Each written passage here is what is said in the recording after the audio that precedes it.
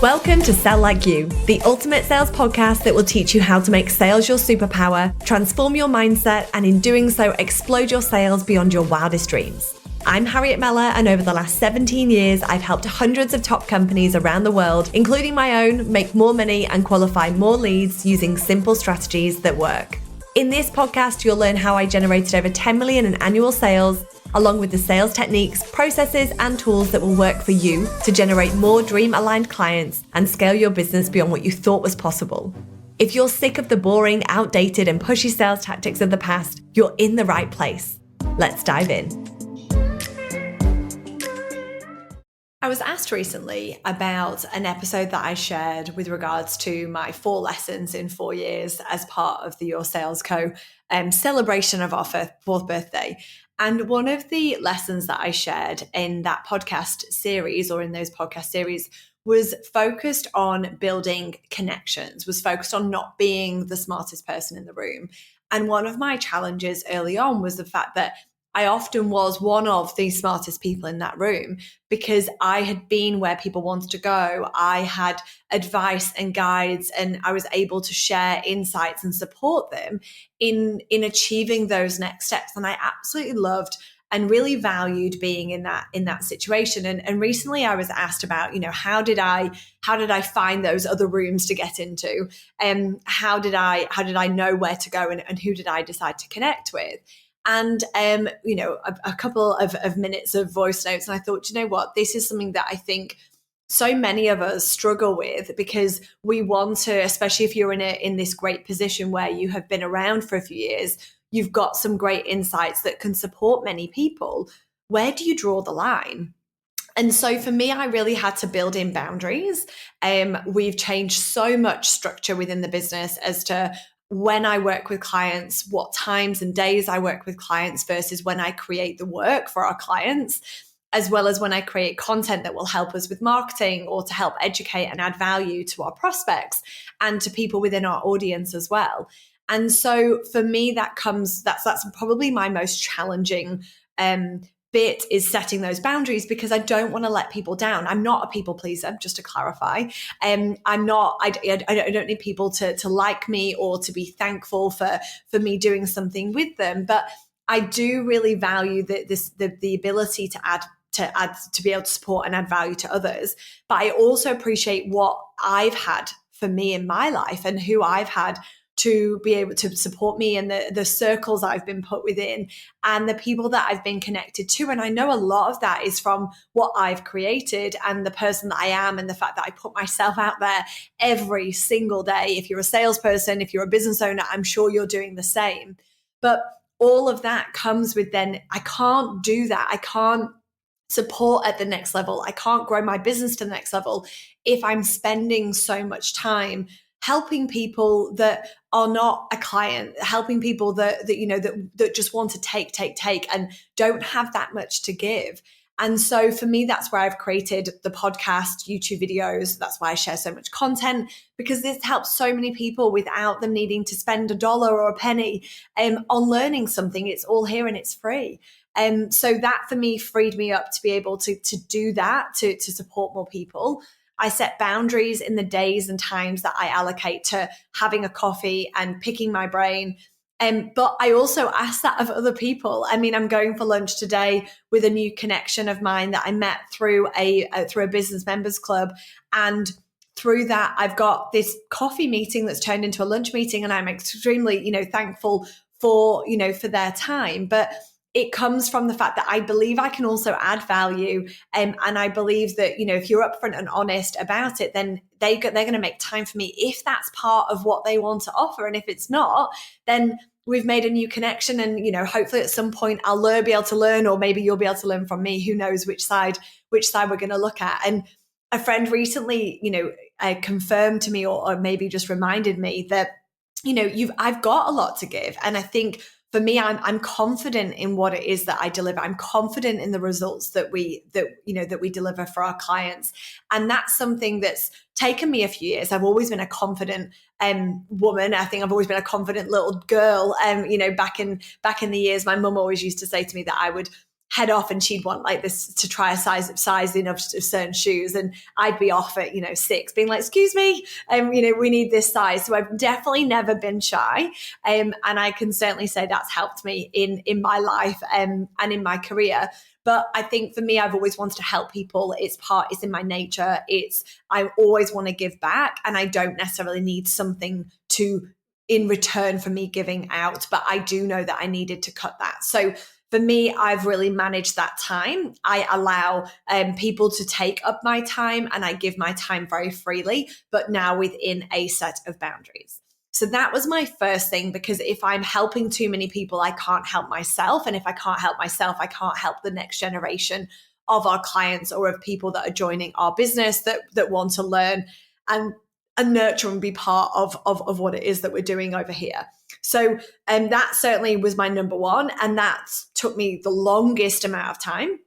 My number two is on not necessarily looking for people that I could sell to. So my goal when I'm building my new connections outside of business development is that I'm not always looking for the people I can sell to. I'm looking for who I can learn from, who could I potentially work with in terms of a collaboration, who could I understand more about their service, product, or industry. So for me, it's very much a side to that selling element, because I spend enough time doing business development. Sometimes I find these new connections whilst I'm doing that, or other times it's just outside of that. And that's when I'm on LinkedIn. That's when I'm, hearing about new people, learning about different businesses.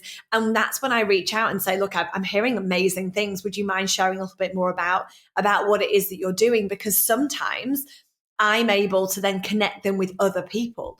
So there's a lot of this two-way element. And again, not everybody is open to that. Not everybody has got the time, is prepared to give the time.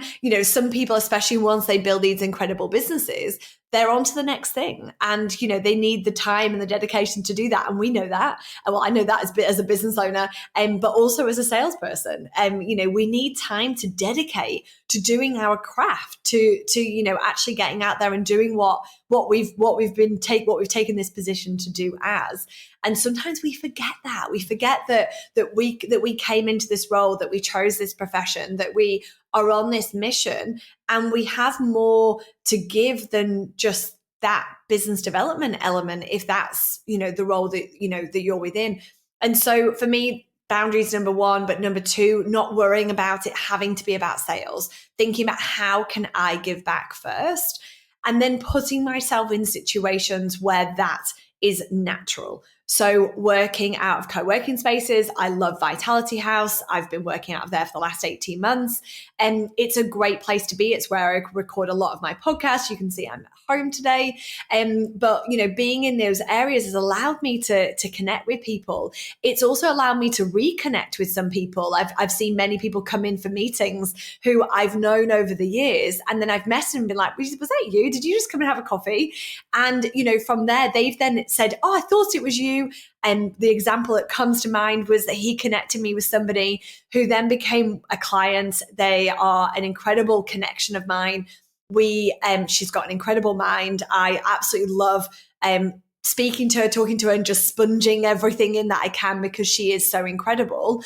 But she's also then invited me into another business group, which I have just yesterday said, yes, I'm ready for. So there's lots of opportunities that come just from being in the right place, surrounded by the right people, lifted up by the right energies. And whether you believe in all of that, that's entirely up to you. But I believe in surrounding myself with the right people. I believe in being where great people are, because that's what lights me up and that's what helps me be my best self. And so I know that is certainly a place. And yes, I do work from home. A lot of the time, yes, I do work out of Vitality House, but I also go and work out of my clients' offices. I also go and sit in cafes and work, because I'm surrounded by people and I'm listening and I'm hearing different stories. And I think from there, that's what lights me up, and it doesn't do it for everybody. But if it doesn't do it for you, that doesn't mean you shouldn't do it. That doesn't mean you shouldn't try and do it. And so think about people outside of who you know. Often it's very easy to sit in that network of people and opportunities and just stay there. and just find these people and be surrounded by the next person, the next person, the next person. But they're all people that you kind of know or know of.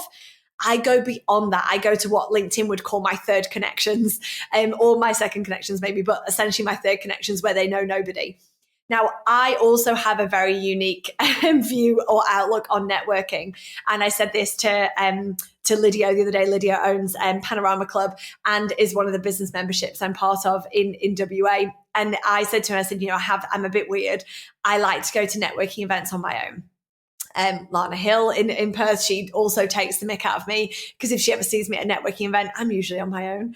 When I enter, just to clarify, once I'm in, I'm then in and I'm making new friends. But I find if I go with people that I know, and a lot of people want to go with me because I'm a talker, and I'll introduce them to new and great people. But I always caveat that. Come with me, absolutely. But just know I need a minute on my own, because that's then when I get to go and just insert myself in groups of people that are talking, be like, hey, I've not met any of you. My name's Harriet. Tell me about yourself. And from there, you just never know, who you're going to meet and what's going to come from it. And that's what I love about putting myself in situations that I'm not familiar with, that I am slightly uncomfortable with, but it's something that I enjoy doing. It's like I enjoy swimming in cold water. I don't particularly love it at the time, but I like the challenge and I like how I feel after. So whatever's holding you back, consider, is that the thing that's holding you back to build better connections? Could you be meeting new people? Are there other groups that you could get into? Something I do very, very often is that I will subscribe to different events that are popping up in different cities and states and countries. I go all over the world for events, and I will choose an event that I don't know anybody that's speaking at. And I'll do a bit of research, obviously, because I don't want to waste my time or my money. But I will then go to an event that I would never normally go to, because you just never know who you're going to meet, or what you're going to learn, or what you're going to come away with. And so I think for really highlighting back to the question that I got asked around, how do I build these networks? How do I get out of my circle? How do I become not the smartest person in the room? These are all my ideas. This is what I'm doing. And I'm always hunting for new ones. And if I hear of a new networking opportunity, then I will go along to it, and I'll make the judgment myself. If I see too many people that I know going to the same thing, I usually don't go. Or at that point when it becomes very popular, I'll stop going. And so, rightly or wrongly, that's my view, and that's how I do it. And so, if you're looking to expand the network, think about some of the things I've shared. Get yourself out. If you have an office, you can still go to a co-working space. You just don't have to go there every day. So I think for me, it's just on reflection of where I'm spending my time, who I want to be connected with, and what's my bigger goal. I've got bigger goals beyond building sales training and enablement for service-based B2B and tech businesses. And I absolutely love what I do, and I will always do this for sure. But I've got goals of other people I want to help. I've got, bigger goals outside of helping businesses. And, there's a lot more to what I want to achieve. And I can't do that by sitting in my box, by, staying connected to the same people. And you've got to get out there. You've got to be vulnerable. And if you're in sales, you're already going to be vulnerable. But if you're a sales owner, if you're a leader, and you're thinking about what else is there out there for me, think about who you could help. Think about the collaboration you could build. Think about the rooms you can get into and who you can learn from. And don't be afraid to try new things. But I hope that's given some insights. It's a really short, really quick episode. But I just felt from the questions I've been getting and the voice notes I've been sending about where I'm connecting and who I'm connecting with, and how I've been doing it. I love to share that, because then you can take that on as well. But I hope it's giving you some insights. And if this is the first time you've listened, or if you've been listening but we're not yet connected and you've not yet told me that you listened to the podcast, then please drop into my DMs. You can find me on LinkedIn. Just search Harriet Meller. You can find more of our content over on YouTube, search Your Sales Co. And then this podcast is updated at least once a week with valuable insights, guests, learnings, topics, what's going on in different industries, and essentially what you can do to improve and accelerate your sales efforts and your results. Thank you for tuning into the Sell Like You podcast. If you enjoyed this episode, please leave a review and be sure to subscribe to never miss another one. A huge thank you to Vitality House for hosting today's recording, and I look forward to being back into your ears soon.